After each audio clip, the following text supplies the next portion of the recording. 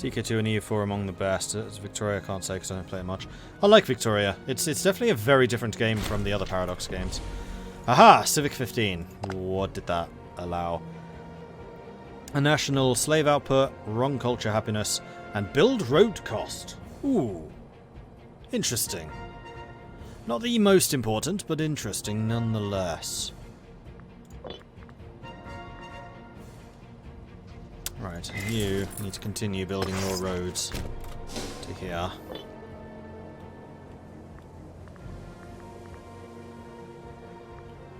And now I'm just waiting for 10,000 manpower so I can add another army down here.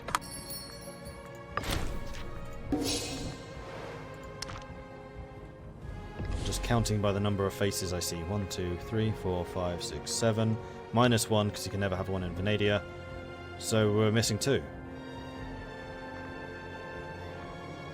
Germania's got 1, Vistula's got 1. Venadia can't.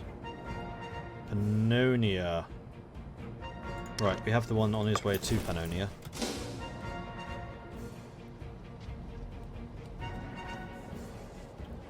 And it's taking a sweet time. Colinus' guard sounds amazing. Colinus, you just got a name in Ultimate General.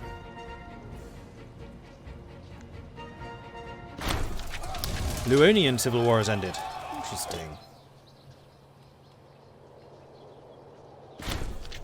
Germanic local power of Grania. Oh, cancelling agreement. Marshall is advanced. Okay, cool. I was kind of hoping you would belay that one, but never mind. Assign to region. And now you are Pannonia.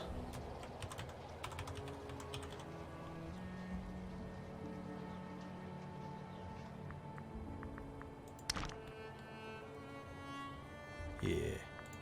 So now I just need Mosia, and we're good. And let's also go and double check what we've got new here. Siege engineers, +1 siege. Army weight modifier, -10. That's quite nice. And then retreat delay, -2. Retreat delay I don't think is going to be as useful, but these two are huge. Okay. We were talking about Paradox games at release, so you know. Oh, how they were at release. EU4, I think, has been their best one at release. Stellaris was, like, I would say the most polished feeling. It seemed to be the most complete package. It's just that a lot of the underpinning gameplay mechanics is what they ripped out and then replaced with other stuff. But, like, the game itself was pretty freaking solid. Europa Universalis I've only got good memories of. I can't, like, off the top of my head, think of anything which was bad with EU4 at the release. Crusader Kings 2, I don't think I actually played at release. Okay, so invention. I would like the army weight modifier. Army weight modifier. Attaching a small medical division to active armies, we can reduce the amount of avoidable casualties associated with simply maintaining a large force. And you wish to buy my leather. Very well. Surviving Mars seems not popular. I like Surviving Mars, but it doesn't seem to have a huge audience. Certainly not like City Skylines has. What was your unit in Ultimate General? Line infantry, I think.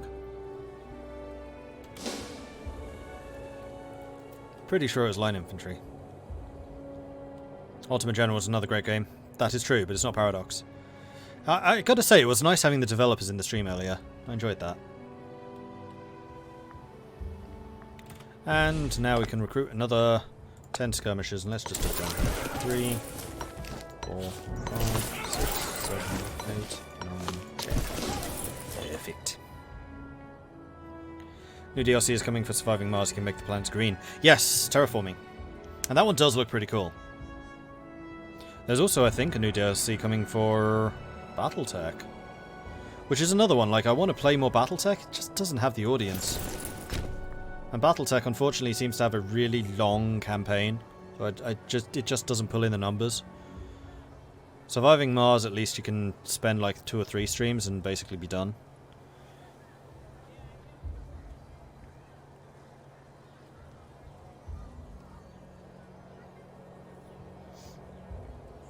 And one of these days I'm going to have to revisit City Skylines. I haven't properly played it for a long time. That's one game which I'm really weirdly bad at. Like, it's very difficult for me to make a city that actually makes money. And I don't like spending as much time as it kind of requires on like building road networks and stuff. It just feels really finicky.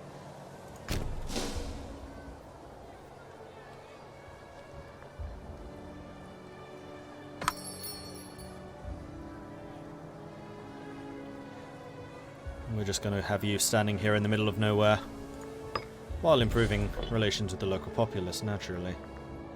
So you are Musia. Can't believe I didn't think of doing this earlier.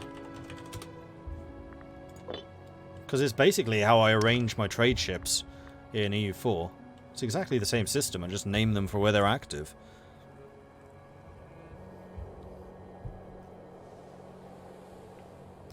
I feel like small-scale building games never have a huge audience. I feel like most people want to go huge if they build something. True. Although I think it's just because I don't do very many, like, tactical turn-based games for Battletech. I think Ben does better on Battletech. He just has a slightly different audience than I do. His is more tactical, mine's more strategic, I think.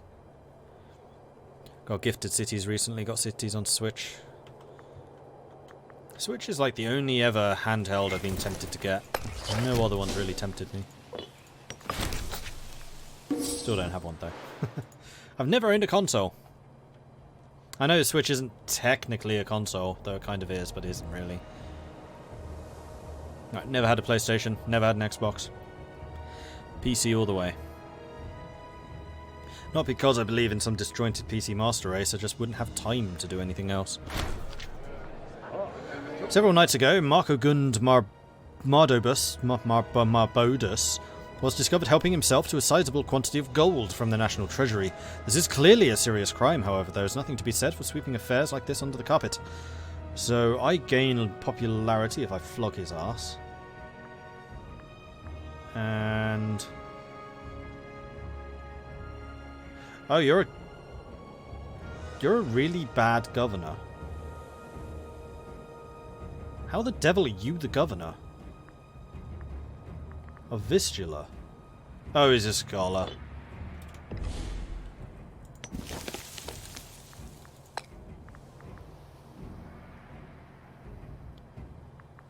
And also, the quality of my governors right now is pretty poor.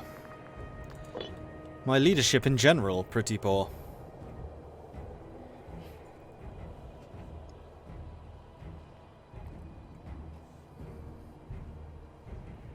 Hey, Blackmore.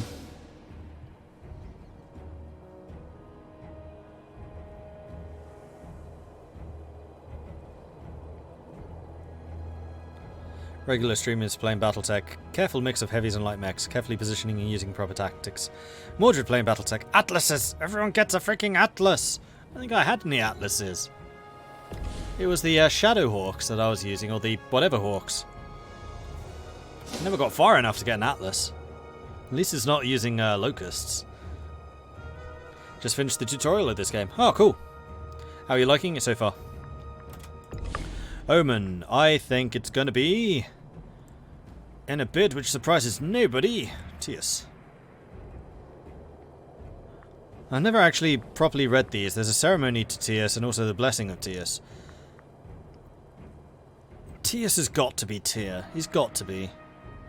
Aegis of the ancestors, guidance of the moon, favour of the earth, ceremony to Tius, spirits of protection, consulting the elders, and the blessing of Tius. Tius hears ya. That's a play on Tiax hears you. What game is that from? Testing your esoteric game knowledge here. Right, so we can do some more promotions, and I would very much like to do that. I think promoting free men in the places where there aren't supposed to be very many free men.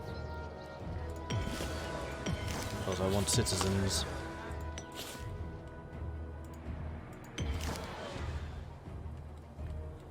Then capital. But there's none. Huh. Where else do we have a lot of citizens? Oh yes, Helcavonia. Well, actually we can see here where exactly the freemen are, and there are no freemen in any of those locations. In fact, there's only 3 slaves in the entirety of Helcavonia.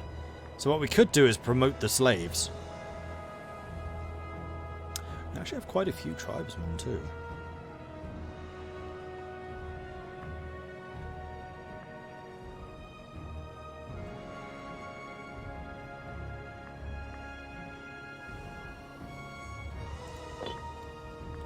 Okay, so let's go to this. Promote tribesmen. These areas we know we are civilizing. These ones I'm not sure we are.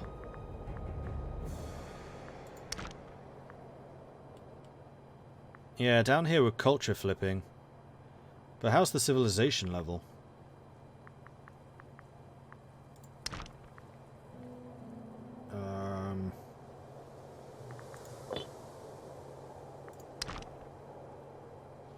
Poor. So down here we're also going to be civilizing at some point in the future. So I don't really want to invest points in upgrading tribesmen. I don't think it's particularly worthwhile. I think we're going to get the Helcavonian slaves turned into freemen. Which is all of those. And then the freemen into citizens. We'll hold off there for now. How's the technology level? 146. Once we get to about 150%, I think I can, like, ease off. But we're still desperately trying to play catch-up with Rome.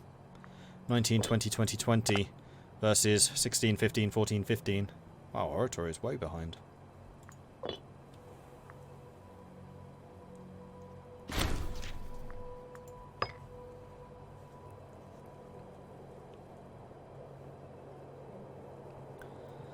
How easy is this game to learn? Is it similar to CK2 or EU4?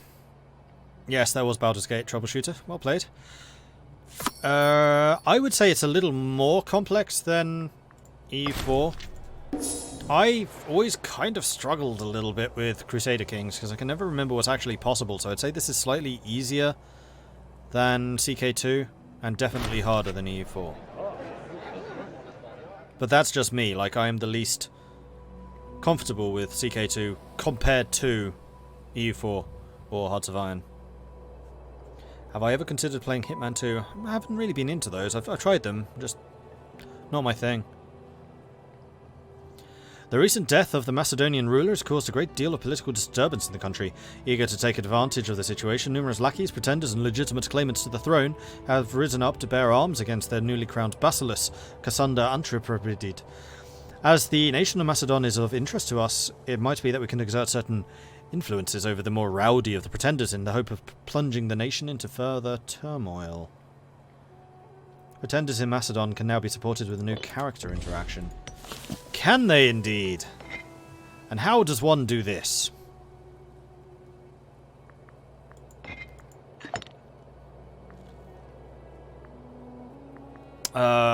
Is there a way of actually seeing who all the pretenders are?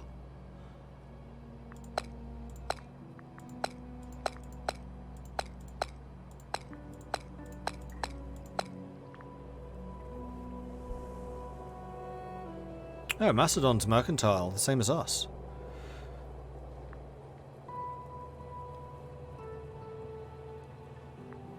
What are the relations between us? Minus 101. Okay, they really don't like us very much. Why don't you like us very much? Because I have a huge amount of aggressive expansion. Yeah, that's fair. That's fair. You also have a ridiculous amount of technology.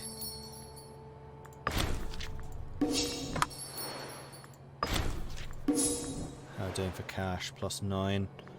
I think we're pretty much doing everything that we wanted to be doing. Son of the oh, it's the grandson. 7th son of the 7th son. He's not really the 7th son. And everyone is now supporting Akroma.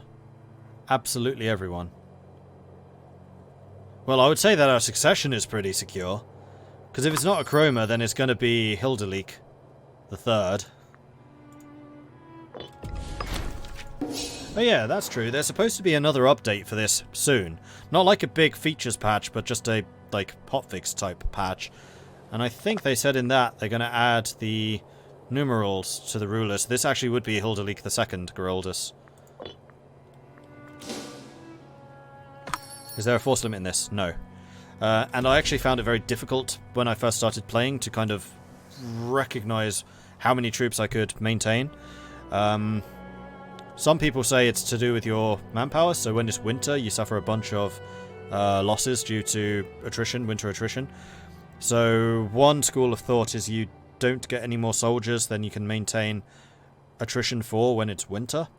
I, however, am of the school of how much you can afford to pay. So you need to be very careful about looking at the maintenance costs, and then you can basically build units depending on the maintenance outlay.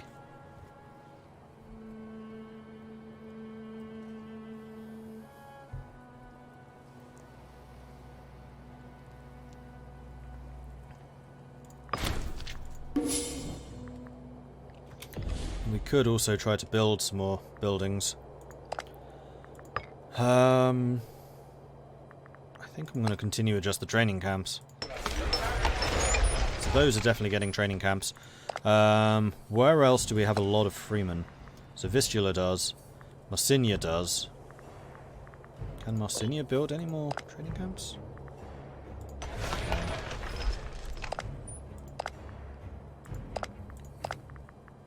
Then Costa Botia. Down there in the south. Really? That has such a big population? Apparently so. Alright, Costa Botia it is. So in here, then training camp, then province mock mode, and Costa Botia. Which apparently is already fully built. Okay, never mind. And then Venadia, which is here, and is already fully built, I think. Yep. Then Apollonisis, which is still heavily tribal. Apollonisis is actually a pretty good balance. Where are you? You're way down there in the south. See, I'd rather promote somewhere like Lugia. Let's go with Lugia.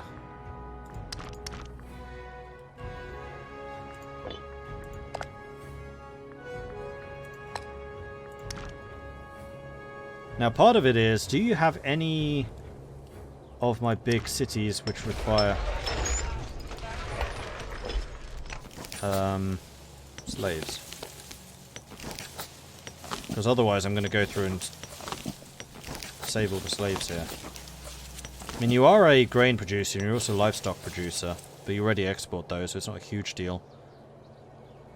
And I really don't want to spend the civic points on moving people around. So, yes, this is actually a pretty good choice.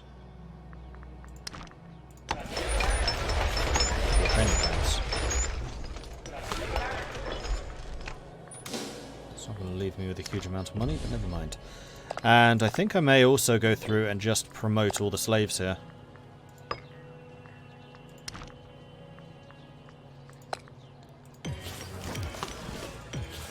Two freemen. Like so. And that way we get more and more and more and more manpower. Because the big problem in this game is manpower. What's my population at? My population is actually pretty good. 3,400. Rome's is 5,000.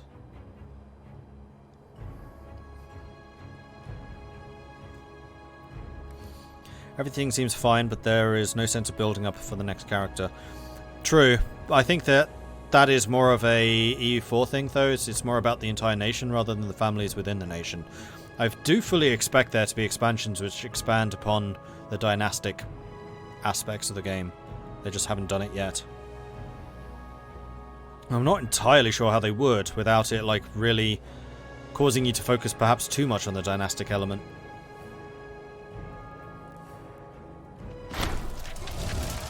Otherwise, it will just become ancient CK2. It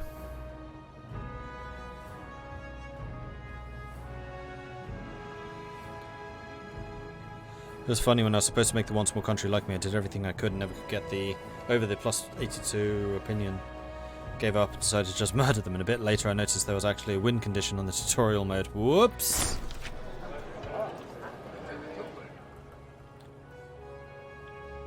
Would be nice to have a civic tutor for your child. That is true. Like, having some things like education would be good. Helder Lake the Unnoticeable. Despite the best efforts, it's clear that nobody has any idea who Helder Lake Geraldus is. He's the king! I would say that being a king is pretty noticeable. Do we have anything which increases, like, text speed? Yes, we do. As much as I really want siege ramps, I want 0 more. I want nothing more! The concept of 0 did not exist in the standard Roman numeral system. The existence of such a concept was vital to the Greek mathematicians in performing advanced calculations.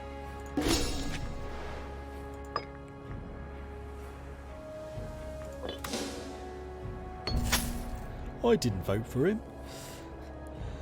Thersenian Cortesi and his dreams of high office are fairly well known in Langobardia, but recently he's been lobbying more urgently for his suitability and deservedness. While ordinarily we'd be able to appoint whoever we like to a post without causing offence and starting rumours, the enthusiasm of Cortesi has put us in a rather awkward position regarding the incumbent official. We should approach this carefully. So Cortesi wants to become court philosopher. Court philosopher is a position which requires zeal. And it's a super important one because it increases legitimacy. So this is going from a level 9 to a level 13. Admittedly, the level 13 has a health of 9%, so he is about to drop dead.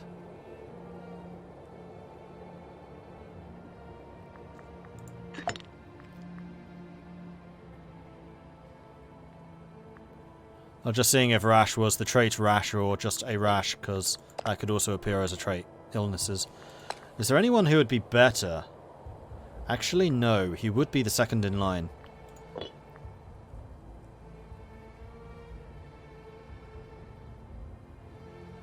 Oh, it even says this office is best filled with someone with a lot of zeal. So Vizina loses loyalty, but you gain it. I'm going to say, you know what? Yes. I will, because the other guy is going to die soon. What's the name of the country I started with? Langobardia.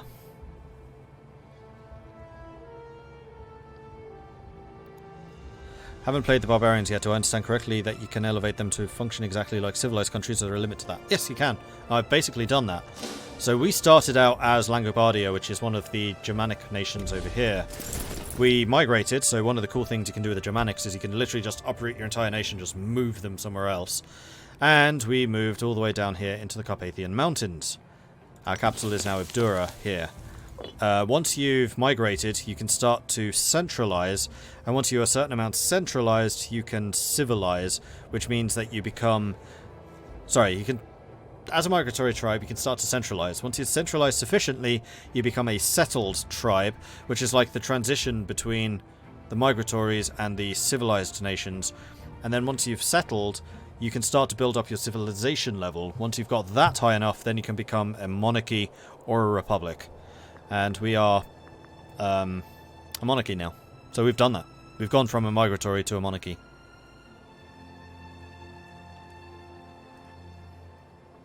No worries, Marcus. Yeah, this is one of the original German nations. They're actually from the province of Langobardia. Right there. That used to be our capital. We've just retaken it, like our latest war took it. Hey, Lambert! How are you doing? Welcome to Lambert's Viewers. Hello, hello, hello. Welcome to the game of the dwarves. The Longbeards. So what have you just been up to?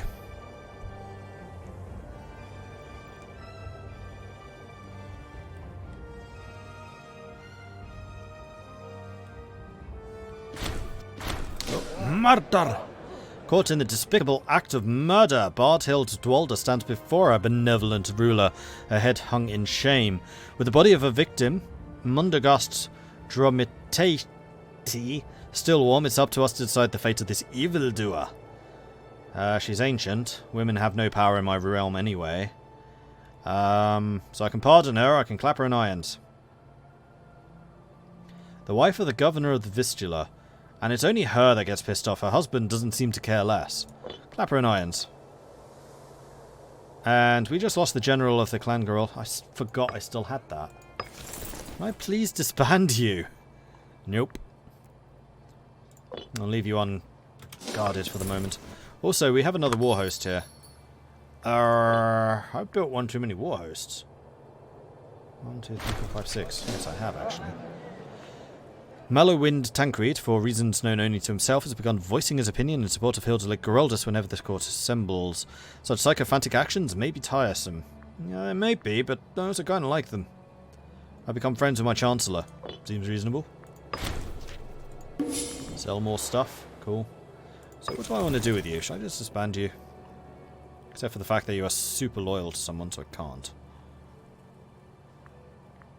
Let's just wait until we expand our realm to have another province, or another region, then we'll just add you to it. Not cool, Ruby.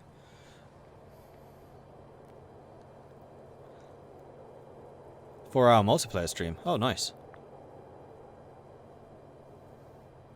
Time to form the Longbeard Empire, and it shall last 1,000 years!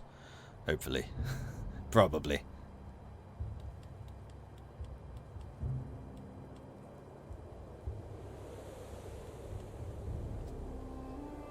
Panda Command, thank you very much for the follow. Welcome to the channel.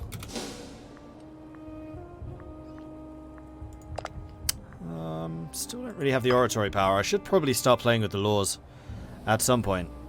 Because I would like to actually become agnatic cognatic. Speaking of that in particular. Because that's basically 50% of my population that I'm not making use of. And as it's been pointed out, our advisors right now are kind of rubbish. Like, there's a lot of low stats here. Especially for the governors. Marcus Stev, thank you very much for the follow. Welcome to the channel.